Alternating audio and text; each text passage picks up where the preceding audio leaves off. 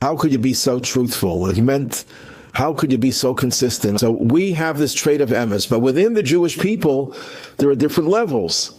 There are certain people who are more attuned to this mission than others, and that's how they can become more Emes. He has a son that used to live in Buffalo, and he met many great leaders, very powerful leaders, and he once asked the Rebbe in a letter, how could you be so Emes? How could you be so truthful? He meant, how could you be so consistent? I'm sure, he didn't explain this to me, but I'm sure he was contrasting the Rebbe as a leader with all the other leaders that he met, and he saw how all the other leaders are all fake.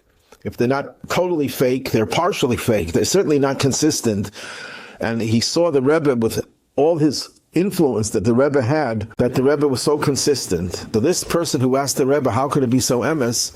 The Rebbe gave him an answer. The Rebbe says, by devoting my life to the code of Jewish law. But the Rebbe was trying to tell this person that you could also be Emes. You could also have this trait, because even though subjectively we're not so Emes, we're not so consistent, but if you attach yourself to something that's objectively consistent, which is Torah, God's commandments, which are part of this mission, then you too become part of that Emes. You too become part of that consistency.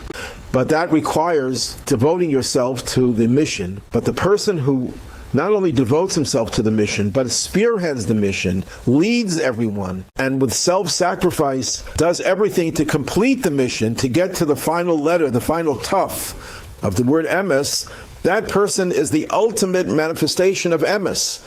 You can't be more than that. Someone who's at the tail end of Emes, who spearheads, who promotes everything, who encourages everyone, who changes the world.